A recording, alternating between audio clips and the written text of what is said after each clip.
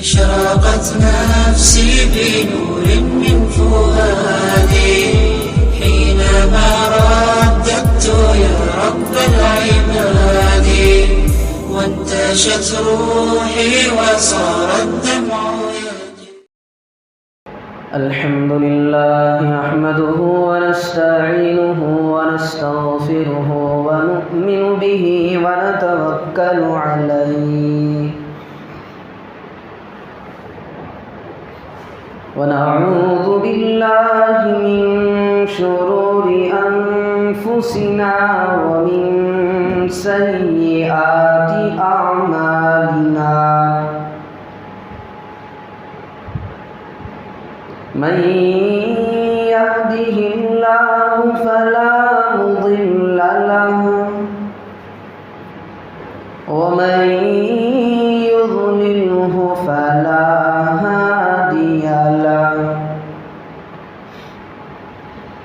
ونشهد أن لا إله إلا الله وحده لا شريك له، ونشهد أن سيدنا وسندنا ونبينا وحبيبنا ومولانا محمدا عبده ورسوله، أما بعد فقد قال الله تبارك وتعالى في كلامه المجيد والفرقان الحميد، بعد أعوذ بالله من الشيطان الرجيم، بسم الله الرحمن الرحيم، والسابقون الأولون من المهاجرين والأنصار والذين اتبعوهم بإحسان رضي الله عنهم ورضوا عنه،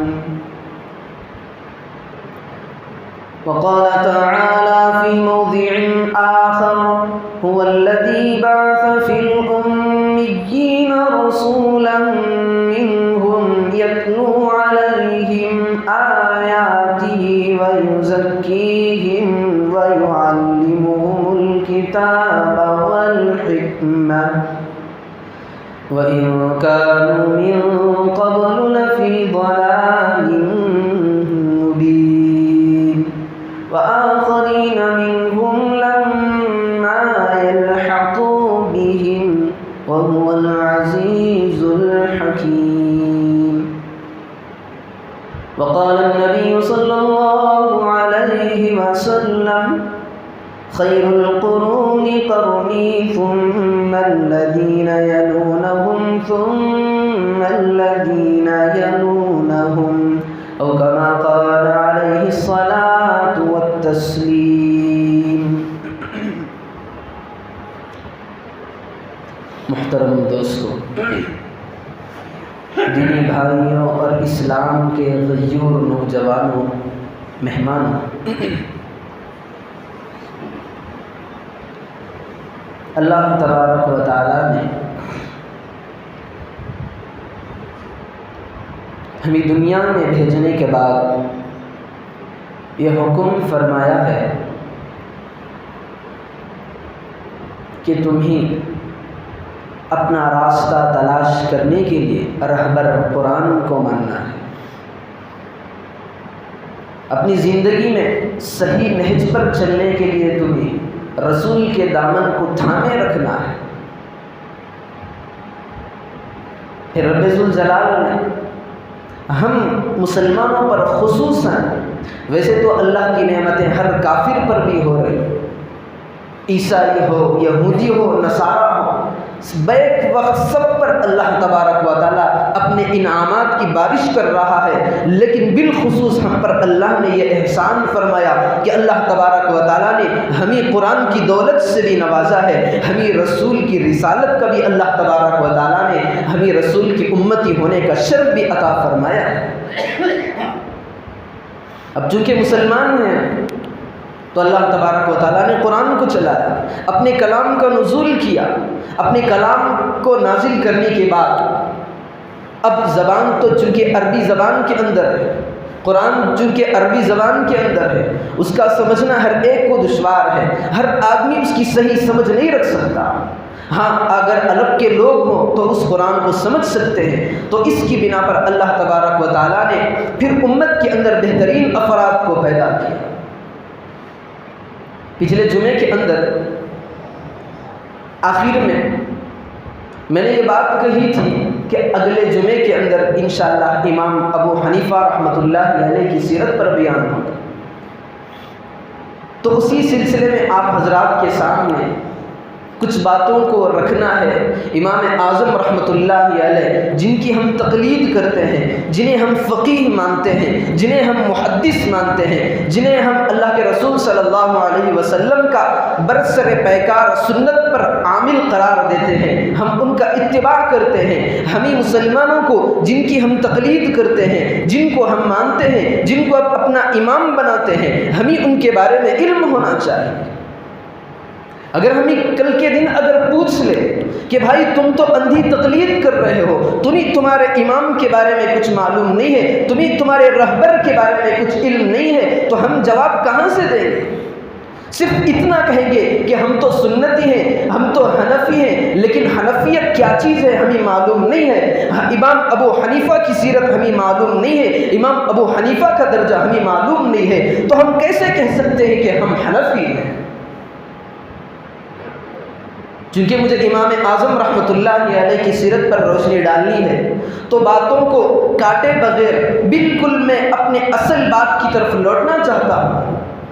امام ابو حنیفہ رحمۃ اللہ علیہ کی عظمت، امام ابو حنیفہ رحمۃ اللہ علیہ کی شان اللہ کے رسول صلی اللہ علیہ وسلم کے اقوال سے ملتی ہے۔ سب سے پہلے تو ہم قرآن کو ٹٹولیں گے۔ قرآن کہتا ہے والسابقون الاولون من المہاجرین والانصار، اللہ کے رسول صلی اللہ علیہ وسلم نے فرمایا صحابہ وہ ہیں جنہوں نے مجھے ایمان کی حالت میں دیکھا ہے، جنہوں نے میری صحبت ایمان کی حالت میں کی ہے، میں ان کا اٹھنا میرے ساتھ ہوا ہے، ان کا بیٹھنا میرے ساتھ ہوا ہے، ان کا کھانا پینا میرے ساتھ ہوا ہے، ان کی نمازیں میرے ساتھ ہوئی ہیں، ان کے روزے میرے ساتھ ہوئے ہیں، ان کی ہر ادا جو اللہ کے یہاں محبوب ہے وہ میرے ساتھ ہوئی ہے۔ ان کو صحابی کہتے ہیں۔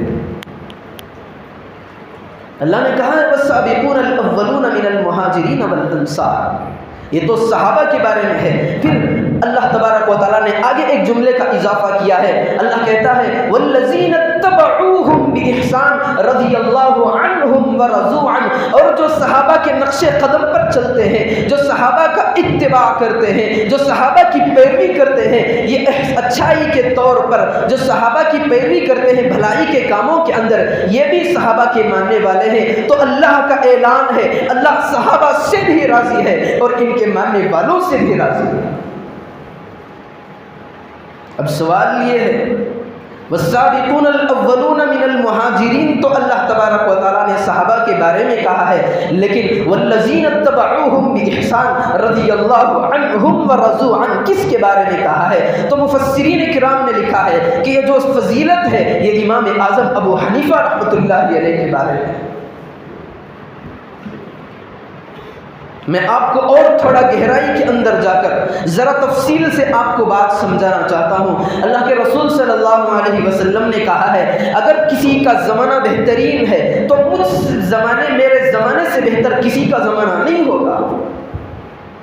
اللہ کے رسول نے کہا خیر القرون قرنی ثم الذین یلونہم ثم الذین یلونہم، سب سے بہتر، سب سے پاکیزہ، سب سے عمدہ زمانہ میرا ہے۔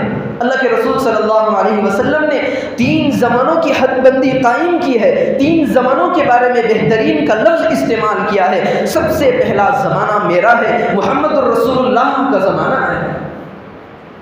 اس کے اندر ہمیں کیا شک ہے کہ سب سے بڑھ کر حضور کے زمانے سے کسی کا زمانہ نہیں ہو سکتا۔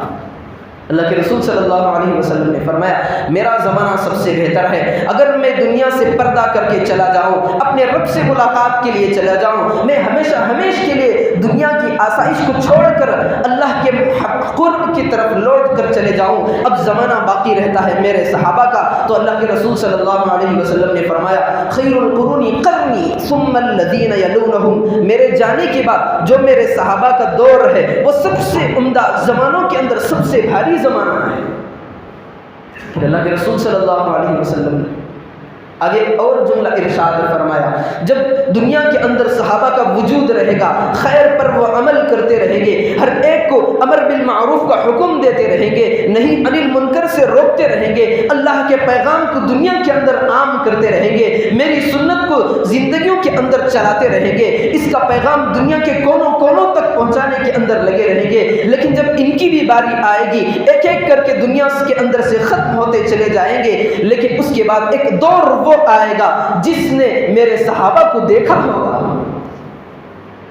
ایک دور وہ بھی آئے گا جو لوگ میرے صحابہ کو دیکھے ہوں گے، وہ دور بھی سب سے بہترین دور ہوگا، سب سے بہترین زمانہ ہوگا۔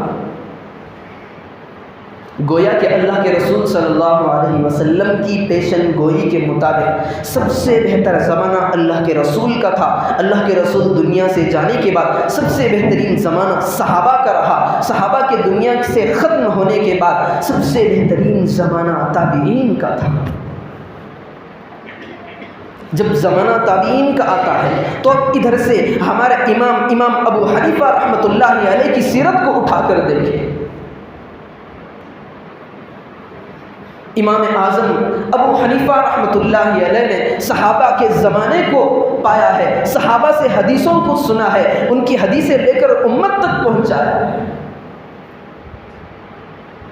اللہ نے ایک جگہ کہا ہے قرآن کے اندر اطیعوا اللہ و اطیعوا الرسول و اولی الامر منکم، اے میرے پیارے بندو، اے میرے محبوب ترین بندو، تمہیں سب سے پہلے اللہ کا حکم ماننا ہے، پھر اللہ کے رسول کا حکم ماننا ہے۔ پھر اللہ نے ارشاد فرمایا وَأُولِي الْأَمْرِ مِنْكُمْ، اور جو تم میں زیادہ سمجھدار ہے، جس کے اندر زیادہ فقاہت ہے، جس کے اندر زیادہ ہوشیاری ہے، جو اللہ کے کلام کو سمجھ سکتا ہے، جو نبی کی سنت کو پرکھ سکتا ہے، نبی کی سنت کو اپنی زندگی کے اندر لا سکتا ہے، پھر اس کو دنیا کے حوالے کرتا ہے، تم اس کی بھی بات مانو۔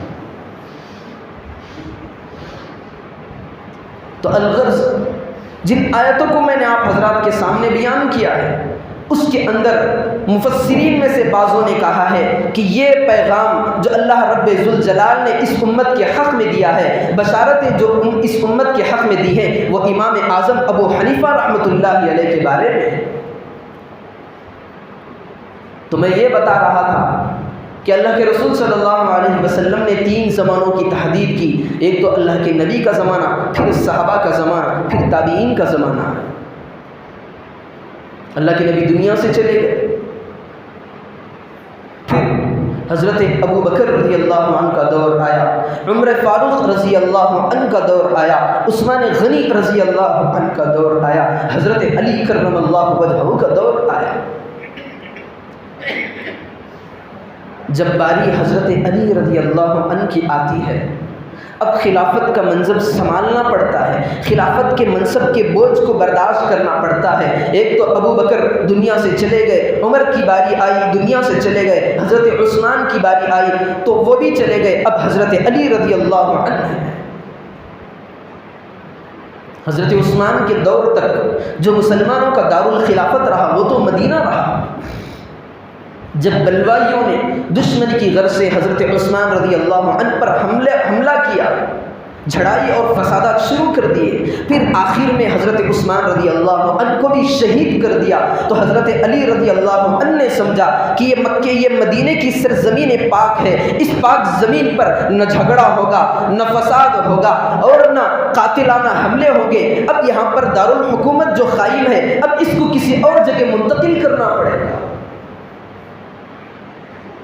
حضرت علی رضی اللہ عنہ نے جو مدینے کے اندر مسلمانوں کا دارالخلافت تھا، اس دارالخلافت کو منتقل کر کے کوفے کے اندر رکھ دیا۔ کوفہ ایک ایسا شہر ہے جو سنگم ہے، ایک طرف تو عرب ہے تو دوسری طرف عجم ہے، تو بیچ میں جو درمیان کا حصہ ہے وہاں پر کوفے کی بستی ہے۔ حضرت عمر رضی اللہ تعالی عنہ نے اس سنگم کو قائم کیا تھا کہ کوفہ ایسا شہر ہے جو ہماری زبان کے اندر اگر کہا جائے تو یہ عرب اور عجم کا بارڈر ہے۔ تو حضرت علی رضی اللہ عنہ نے جو مسلمانوں کا دارالخلافت تھا اس کو منتقل کر کے کوفے کے اندر بٹھا دیا، کوفے کے اندر اس کو منتقل کر دیا اور کہا کہ اب دارالحکومت جو دارالخلافت مسلمانوں کی رہے گی وہ کوفے کے اندر رہے گی۔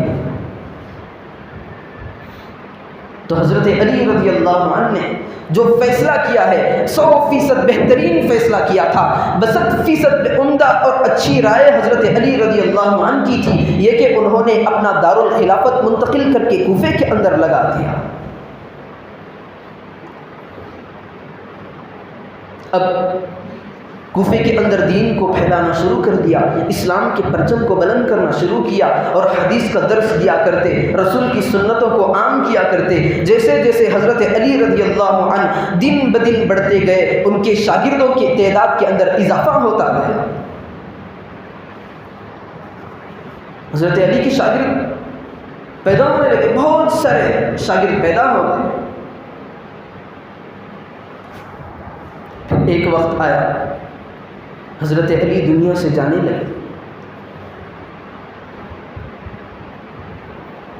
پھر ایک ایک کر کے صحابہ بھی دنیا سے جانے لگے، چونکہ اللہ کے رسول صلی اللہ علیہ وسلم نے کہا ہے خیر القرون قرنی ثم الذین یلونہم ثم الذین یلونہم ثم الذین یلونہم، میرا زمانہ بہترین زمانہ ہوگا، اس کے بعد صحابہ کا زمانہ بہترین ہوگا، اس کے بعد تابعین کا زمانہ ہوگا، بہترین زمانہ ہوگا۔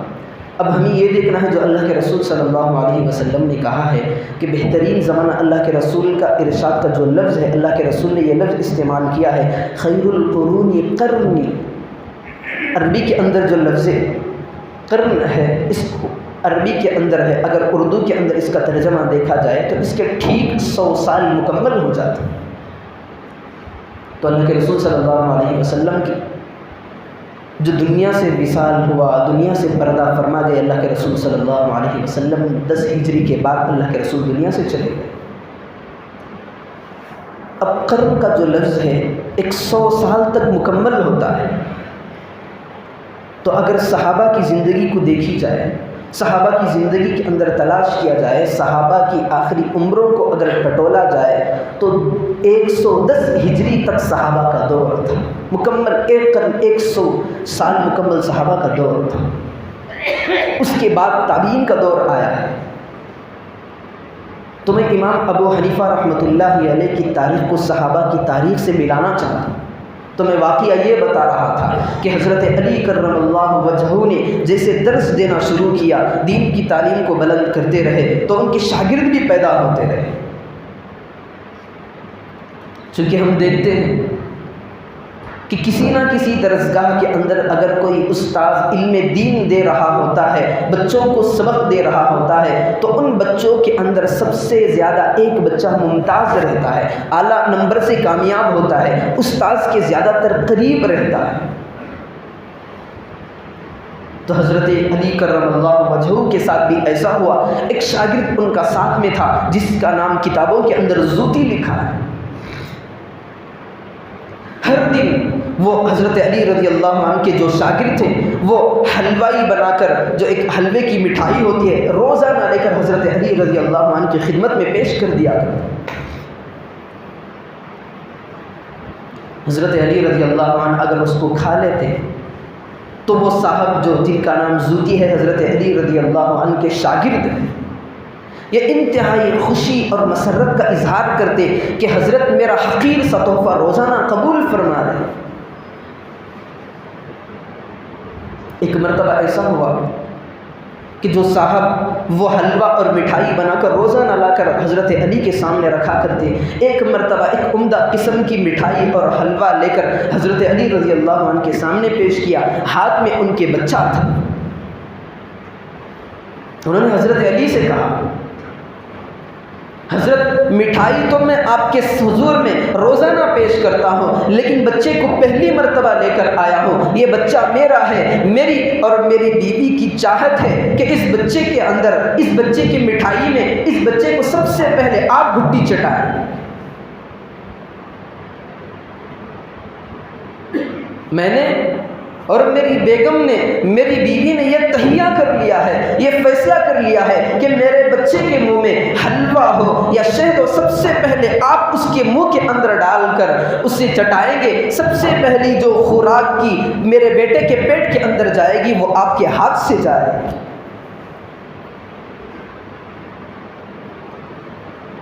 تو میں یہ سمجھا رہا ہوں کہ صحابہ کا زمانہ اور امام ابو حنیفہ رحمۃ اللہ علیہ کے زمانے کا دور چل رہا ہے۔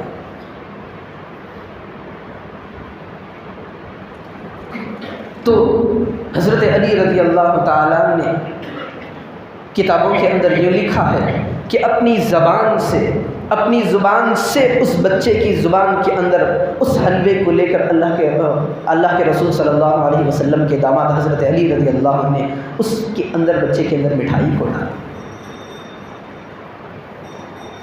پھر حضرت علی رضی اللہ عنہ نے دعا فرمائی کہ اس بچے کے حق میں، آگے چل کر کتابوں میں ملتا ہے کہ جس بچے کو حضرت علی رضی اللہ تعالیٰ نے حلوائی چٹائی ہے، مٹھائی چٹائی تھی، وہ امام ابو حنیفہ کی والد ہے۔ جس بچے کے سر پہ ہاتھ رکھ کر امام حضرت علی رضی اللہ عنہ نے دعا کی تھی، وہ امام اعظم کے والد ہیں جن کا نام ثابت ہے۔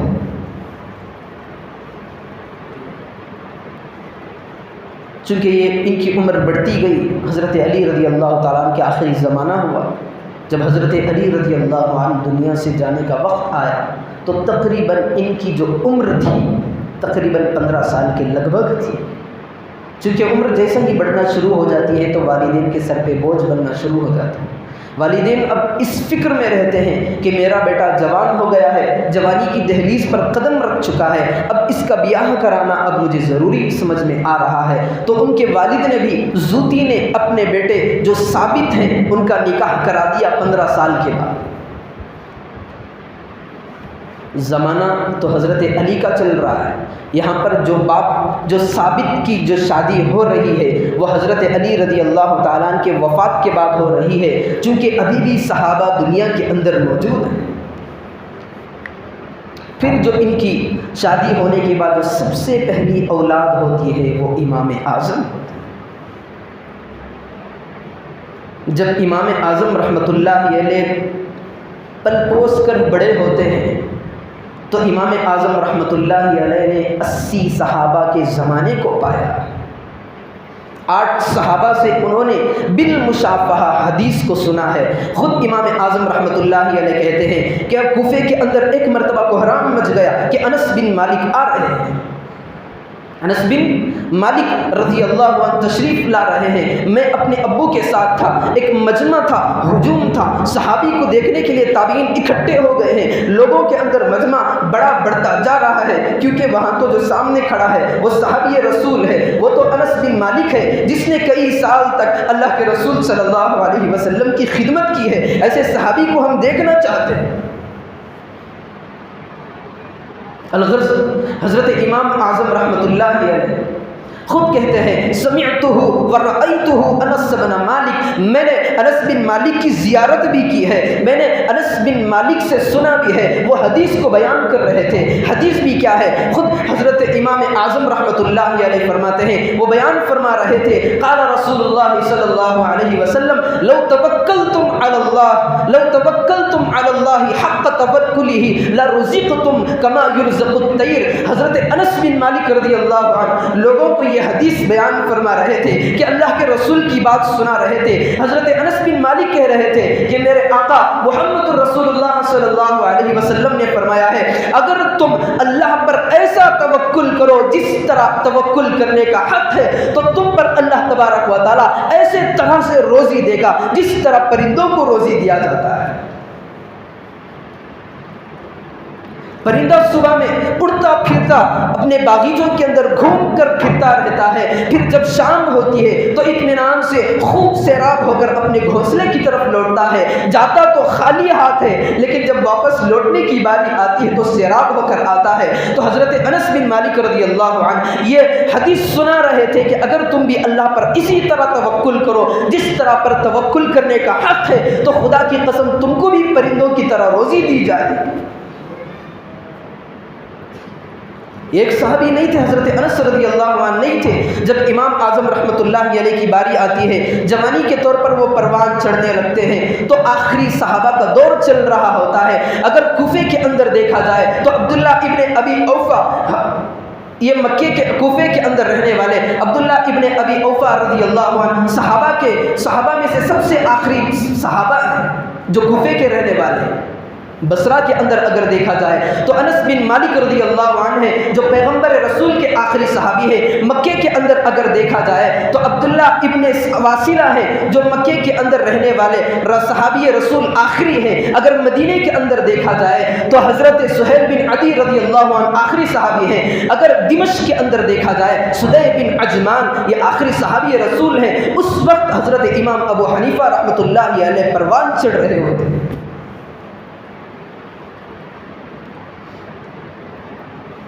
اللہ کے رسول صلی اللہ علیہ وسلم نے جو دین صحابہ کو دیا ہے، میں آپ سے پوچھتا ہوں ہماری نمازیں معتبر کون سی ہیں؟ ہمارا قرآن معتبر کون سا ہے؟ ہماری عبادتیں معتبر کون سی ہیں؟ میں آپ کو اس کا جواب بھی دے دیتا ہوں، ہماری نمازیں معتبر وہ ہیں جو صحابہ نے ہمیں دی ہیں، ہمارا قرآن معتبر وہ ہے جو صحابہ نے ہمیں دیا ہے، ہماری عباداتیں، ہمارے درود، ہماری ہر ادائیں جو اللہ کے یہاں محبوب وہ ہے جو ہم صحابہ سے ہم نے لی ہیں۔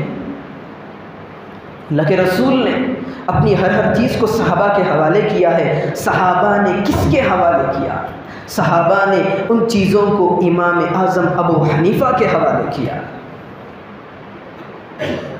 یوں تو امام اعظم رحمۃ اللہ علیہ کے دور کے اندر بہت سارے محدثین تھے، بہت سارے مفسرین تھے، بہت سارے ائمہ تھے، لیکن کسی نے امام اعظم رحمۃ اللہ علیہ کے طرح صحابہ کا دیدار نہیں کیا۔ لیکن دوسروں کو امام اعظم رحمۃ اللہ علیہ کی طرح صحابیت کو دیکھنے کا شرف کسی کو حاصل نہیں ہوا۔ امام اعظم رحمۃ اللہ علیہ کے ٹکر کے امام مالک ہیں، امام مالک نے صحابہ کو نہیں دیکھا۔ امام زفر بھی ایک پائے چوٹی کے امام ہیں، امام زفر نے صحابی کو نہیں دیکھا۔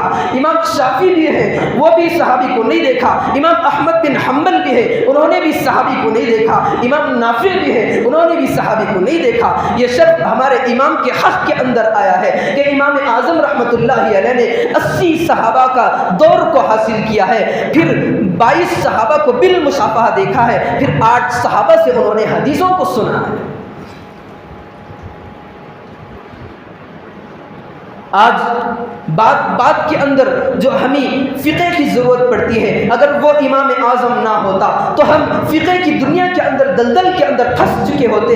ہر مسئلے کے اندر ہمیں ٹھوکریں کھانی پڑتی، ہر مسئلے کی ہمیں رہنمائی نہیں ملتی۔ رہنمائی تو امام اعظم رحمۃ اللہ حنیفہ رحمۃ اللہ علیہ نے ہمیں پیش کیا، لیکن اسی امام اعظم رحمۃ اللہ علیہ پر آج اعتراض اٹھتا ہے کہ یہ کون سا امام ہے؟ ارے یہ امام بھی ہے کہ جسے 17 یا 22 حدیثیں یاد ہیں۔ سب سے پہلا شخص امام ابو حنیفہ رحمۃ اللہ علیہ وہ ہیں جنہوں نے ایک کمیٹی کو قائم کیا ہے۔ اللہ کے رسول صلی اللہ علیہ وسلم کی تقریباً 50 لاکھ احادیث کے حافظ تھے، معمولی بات نہیں ہے۔ دنیا کے اندر اگر سب سے پہلے تابعی کے دور کے اندر کسی کو لفظ امام ملا ہے تو امام اعظم کو ملا ہے۔ امام اعظم رحمۃ اللہ علیہ 5 لاکھ حدیث کے حافظ تھے، جن کے بارے میں یہ کہا جاتا ہے کہ یہ 17 یا پھر 22 حدیثیں آتی تھیں، یہ بھی تو کیا امام ہے؟ یہ لوگوں کو بھٹکانے والوں کا کام ہے، فرقہ واریت والوں کا کام ہے، لوگوں کے درمیان تفرقہ بازی کراتے ہیں، لوگوں کے اندر پھوٹ ڈالنا چاہتے ہیں، پوچھتے ہیں کہ تم نے ایسے امام کا کلمہ پڑھا ہے جسے صرف 17 یا 22 احادیثیں یاد ہیں، لیکن پوری بات نہیں کرتے۔ میں پوری بات آپ کو بتا دینا چاہتا ہوں، امام اعظم رحمۃ اللہ علیہ کو 5 لاکھ حدیثیں یاد تھی، لیکن 17 یا 22 احادیث وہ ہے جنہوں نے خود اپنی کانوں سے صحابہ کے منہوں سے سنا ہے۔ 17 یا 22 احادیثیں وہ ہیں جنہوں نے بالمشافہہ، فیس ٹو فیس، آمنے سامنے انہوں نے امام اعظم رحمۃ اللہ علیہ نے صحابہ سے، اپنے کانوں سے صحابہ سے حدیث کو سنا ہے۔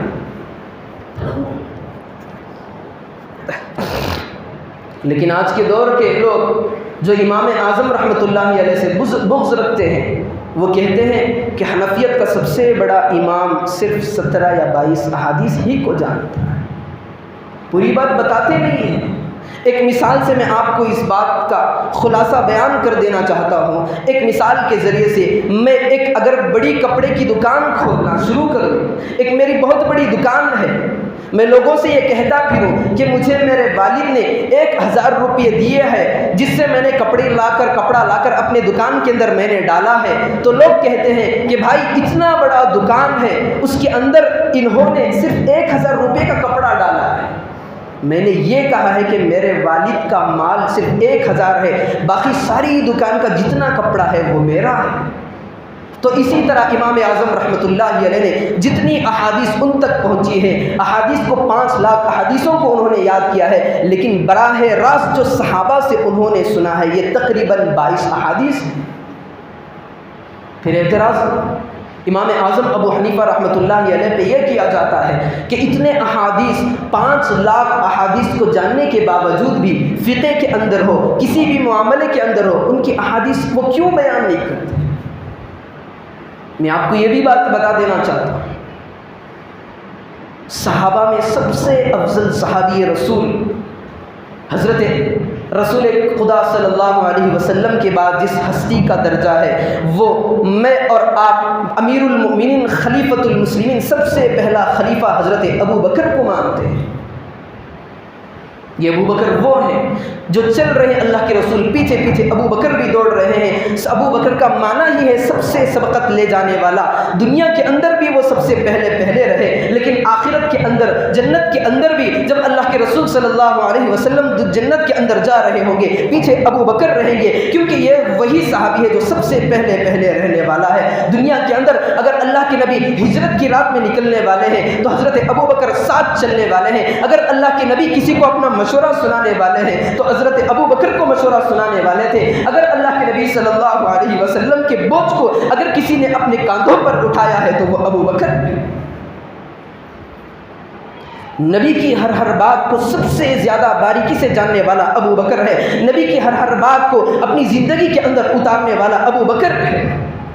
میں آپ سے یہ کہنا چاہتا ہوں، احادیث کی کتاب کو اٹھا کر دیکھیں، حضرت ابو بکر رضی اللہ عنہ جن کی زندگی رسول صلی اللہ علیہ وسلم کی زندگی کے ساتھ تھی، لیکن حضرت ابو بکر رضی اللہ عنہ کی احادیث کتنی ہیں؟ صرف حضرت ابو بکر رضی اللہ عنہ کی جو احادیث ہیں صرف 100 سے کچھ زائد ہیں، لیکن حضرت ابو بکر کے 40 سال بعد ایمان لانے والا شخص جسے میں اور آپ ابو ہریرہ کہتے ہیں، وہ 5000 احادیث کو اللہ کے رسول کے نام سے بیان کرتے ہیں۔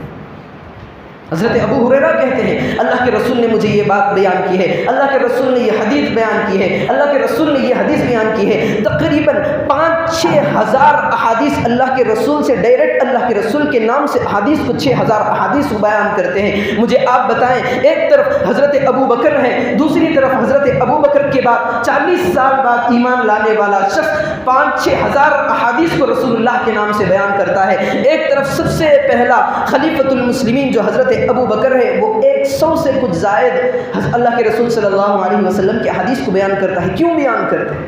کہ حضرت ابو بکر صدیق رضی اللہ عنہ کو حدیث بیان کرنا نہیں آتا تھا۔ ہر وقت کے اندر حضرت ابو بکر صدیق رضی اللہ عنہ کی خواہش تھی کہ کہیں میں اللہ کے رسول کی حدیث کو بیان کرنے میں غلطی نہ کر جاؤں، میری اس غلطی کی وجہ سے امت غلط راہ پر چل پڑے تو ان کا وبال مجھ پر آ پڑے گا۔ تو ہمیشہ حضرت ابو بکر صدیق رضی اللہ عنہ نے احادیث کے بیان کرنے میں اپنی زبان کو روکے رکھا ہے۔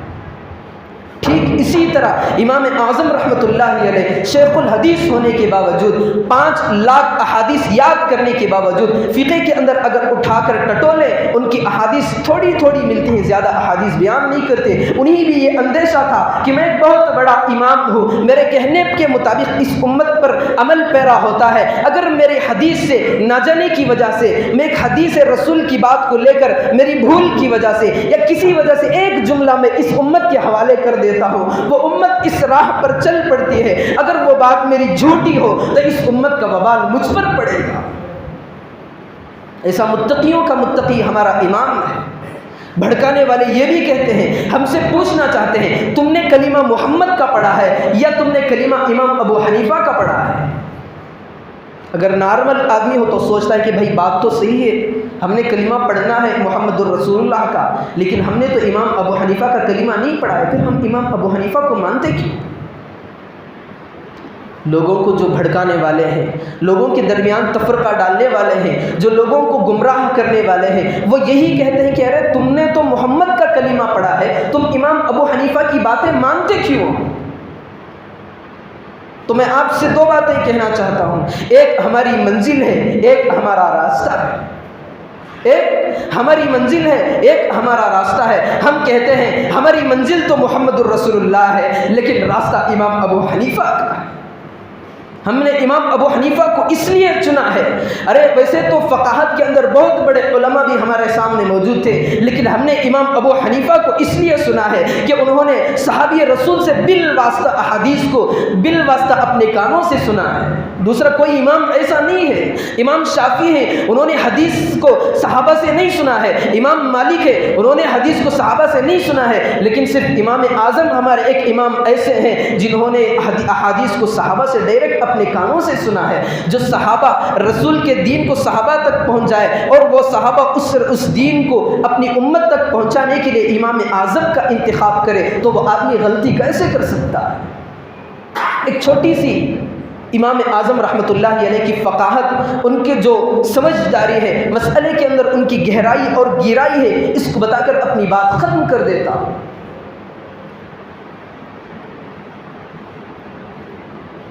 ایک امام اعظم رحمۃ اللہ علیہ کا جب انتہائی آخری دور چل رہا تھا تو ایک شوہر امام اعظم رحمۃ اللہ علیہ کے پاس آیا، آ کر کہنے لگا حضرت ایک مسئلہ آ گیا ہے۔ ان کا مسئلہ یوں ہوا تھا کہ میاں بیوی دونوں دن رات بسر کر رہے تھے، اچانک دونوں میں سے کسی ایک کو غصہ آ گیا۔ ایک نے دوسرے سے کہا کہ اب میں تجھ سے بات نہیں کروں گا، جب تک تو مجھ سے پہلے بات نہ کرے میں تجھ سے بات نہیں کروں گا۔ شوہر نے بیوی سے کہا جب تک تو پہلے مجھ سے بات نہیں کرے گی اس وقت تک میں تجھ سے بات نہیں کروں گا۔ جیسے ہی شوہر کا لفظ، یہ الفاظ بیوی کے کانوں کی طرف گئے، بیوی بھی بول اٹھی کہ جب تک پہلے تم بات نہیں کرو گے تب تک میں بات نہیں کروں۔ اب دونوں خاموش ہیں۔ شام گزر گئی، اب شوہر یہ سمجھ رہا ہے کہ بیوی جب بات کرے تو میں بات کر سکتا ہوں، ورنہ میں ہانی سو جاؤں گا، میں نے تو قسم کھائی۔ اس دور کے اندر قسموں کے اندر اتنی عہد و پیمان تھی، آج کے دور میں ہم جھوٹی قسمیں کھا لیتے ہیں کہ دیکھا جائے، بات بات کے اندر جھوٹ نکال دیتے، لیکن اس دور کے اندر اگر کوئی آدمی یہ سمجھتا کہ میں نے قسم توڑ دی ہے تو شہادت اس کی قبول نہیں کی جاتی۔ ایسا پاکیزہ دور تھا، اپنی قسم پر برقرار رہتے۔ اب تو مسئلہ ایسا ہو گیا، شوہر بھی خاموش بیٹھی ہے، بیوی بھی خاموش بیٹھی، ایک کونے میں بیوی دوسرے کونے میں شوہر، مسئلہ کیسے حل کرے؟ تو شوہر کو خیال ہوا ہمارے امام تو جو بڑے ہیں ہمارے زمانے کے اندر، امام اعظم ہیں، اب ان کے پاس اس مسئلے کا حل لے کر جاؤ۔ اب وہ آدمی آیا، امام اعظم رحمۃ اللہ علیہ کے سامنے آ کر کہنے لگا امام صاحب میرا ایسا ایسا مسئلہ ہو چکا ہے۔ امام اعظم رحمۃ اللہ علیہ نے کہا کہ بھائی جو کچھ ہوا ہے وہ کھل کر سامنے کی، جو بھی بات تم نے کہی، تمہاری بیوی نے کہی، وہ بات ذرا کھول کر بتا دو تاکہ مجھے اطمینان ہو جائے تمہارا جواب دینے کے اندر۔ تو اس آدمی نے کہا حضرت مسئلہ یوں ہوا کہ ہماری دونوں کی انبن ہو گئی، تو پہلے میں نے کہا میری بیوی سے کہ جب تک تو مجھ سے بات نہیں کرے گی میں بھی بات نہیں کروں گا، تو یہ جواب سننے کے بعد میری بیوی کہنے لگی جب تک تم بات نہیں کرو گے اس وقت میں بھی بات نہیں کروں گی۔ سننے کے بعد امام اعظم رحمۃ اللہ علیہ نے کہا جاؤ تم اپنی بیوی سے بات کرو، تمہاری قسم بھی نہیں ٹوٹے گی، کچھ بھی ہوا ہی نہیں، جس طرح تم روزانہ رہتے ہو ایسے ہی۔ اب چونکہ اس آدمی کے اندر سمجھ نہیں تھی، یہ آدمی پریشان ہوا کہ ہم دونوں تو ایک دن رات سے خاموش بیٹھے ہیں، یہ امام اعظم کہہ رہے ہیں، حضرت کہہ رہے ہیں کہ کچھ ہوا ہی نہیں۔ تو خیر آرام سے وہ آدمی گھر گیا، گھر جانے کے بعد بڑے زور و شور سے سلام کیا، خوشی سے کہا، بیوی سے باتیں شروع کر دی۔ بیوی پریشان، تم نے قسم توڑ دی، بات تم نے پہلے کر دی، تمہاری قسم ٹوٹ گئی۔ تو یہ آدمی خوشی سے کہنے لگا میں نے امام ابو حنیفہ کے پاس گیا تھا، انہوں نے مجھے یہ مسئلہ بتایا ہے کہ میری قسم نہیں ٹوٹی ہے، گویا کہ کچھ ہوا ہی نہیں۔ اب بیوی بھی بڑی حیران پریشان ہوئی کہ بات کیا ہے، تم نے تو مجھ سے کلام کر دی، تم نے بات کرنے میں مجھ سے پہل کر دی، تو تمہاری قسم ٹوٹی ہے۔ ان کے اندر عورتوں کے اندر بھی دین کا چسکا اور جذبہ تھا، تو بیوی چونکہ تیار ہو گئی، چلو امام اعظم کے پاس پھر جاتے ہیں، پوچھتے ہیں، مسئلے کی تحقیق تک نکال لیتے ہیں۔ اب بیوی کو راستے میں خیال ہوا کہ تم تو امام اعظم کے پاس گئے تھے، میں دوسرا امام ہے، دوسرے حضرت ہیں، ان کے پاس جاؤں گی۔ تو دونوں باتیں کرتے کرتے سفیان ثوری رحمۃ اللہ علیہ، وہ بھی بڑے پیمانے کے عالم تھے، ان کے پاس پہنچے۔ اب میاں بیوی نے سفیان ثوری رحمۃ اللہ علیہ سے کہا ایسا ایسا واقعہ ہے، پھر آخر میں وہ بھی بتا دیا کہ امام اعظم رحمۃ اللہ علیہ نے ہمیں مسئلہ بتا دیا ہے کہ کوئی ہوا ہی نہیں۔ تو سفیان ثوری رحمۃ اللہ علیہ غصہ ہو گئے۔ امام ابو حنیفہ، چلو اس کے پاس چل کر دیکھتے ہیں جس نے غلط کو کیسے صحیح قرار دے دیا، جس نے غلط کو کیسے صحیح بتا دیا، وہ بھی ایک پائی کے چوٹی کے امام ہیں۔ سفیان ثوری رحمۃ اللہ علیہ لے کر نکلے، ساتھ میں ان کے میاں اور بیوی بھی ہیں، دونوں جاتے ہیں۔ جانے کے بعد سفیان ثوری رحمۃ اللہ علیہ کہتے ہیں کہ امام اعظم ابو حنیفہ، تم نے ان کو مسئلہ کیسے غلط بتا دیا؟ تو امام اعظم رحمۃ اللہ علیہ نے کہا حضرت جی تھوڑا آرام سے تشریف رکھیے، بات کی تہ تک پہنچے۔ مسئلہ یوں ہوا تھا کہ شوہر نے بیوی سے کہا تھا جب تک تو پہلے بات نہیں کرے گی اس وقت تک میں بات نہیں کروں گا۔ اس نے قسم کھا لیا جب تک تو پہلے بات نہیں کرے گی اس وقت تک میں تجھ سے بات نہیں کروں گا، بول کر خاموش ہو گیا۔ تو فوراً بیوی پیچھے سے ہی بول دی کہ جب تک تم بات نہیں کرو گے تب تک میں بھی بات نہیں کروں گا، جب تک تم بات نہیں کرو گے اس وقت تک میں بھی اپنی زبان کو نہیں کھولیں گی۔ بیوی نے شوہر کے کہنے کے بعد ہی فوراً اپنے منہ کو کھول دیا۔ تو قسم کہاں ہے؟ شوہر نے یہ قسم دیا تھا نا کہ جب تک تو پہلے بات نہیں کرے گی میں بھی بات نہیں کروں گا، خاموش ہو گئے۔ جیسے ہی یہ سننا تھا بیوی بول پڑی ادھر سے، جب تک تم بات نہیں کرو گے میں تم سے بات نہیں کروں گی۔ تو قسم ہوئی کہاں؟ شوہر کے بولنے کے بعد بیوی نے پہل کر دی، بیوی نے جو قسم کھائی وہ تو منہ سے بول کر نا، شوہر کی بات ختم ہوئی تھی، بیوی بات شروع ہو گئی۔ تو امام اعظم رحمۃ اللہ علیہ نے کہا کہ یہ بات ٹھیک ہے، مسئلہ حل ہو گیا۔ جیسے ہی شوہر نے قسم کھائی تھی بات نہیں کرنا، لیکن فوراً بیوی میں نے بھی قسم کھا لی تو اس نے بول دی، تو اس میں قسم کھا رہی۔ پھر جب بیوی بول کر خاموش ہو گئی تو میں نے شوہر سے کہا کہ جاؤ بھائی اب تم بھی بات کر لو، چونکہ تمہاری بیوی بھی بات کر چکی ہے تم بھی بات کر لو، گویا کہ قسم ہی نہیں۔ تو سفیان ثوری رحمۃ اللہ علیہ نے دعا کی اللہ تبارک و تعالیٰ تم پر رحم فرمائے، تم نے مسئلے کی حقیقت اور گہرائی تک سمجھ کر کے لوگوں کا حل نکالتے ہیں۔ تو ہمارا امام ایسا ہے، ہر ہر موڑ پر ہماری رہنمائی کرنے والا متبع سنت ہے۔ جو لوگ افواہیں اٹھاتے ہیں ان کی بنیاد بے بنیاد باتیں ہوتی ہیں، جو صحیح طور سے جنہیں علم نہیں ہوتا، جنہیں صحیح طور سے بڑوں کی عظمت نہیں ہوتی، تو وہ اپنے بڑوں کی شان میں گستاخیاں کرتے ہیں۔ تو اللہ تبارک و تعالیٰ سے دعا فرمائیں کہ اللہ تبارک و تعالیٰ ہم تمام کو دین کی صحیح سمجھ اور شعور عطا فرمائیں، سنی ہوئی باتوں پر عمل کی توفیق عطا فرمائیں۔ آمین و آخر دعوانا ان الحمد للہ رب العالمین۔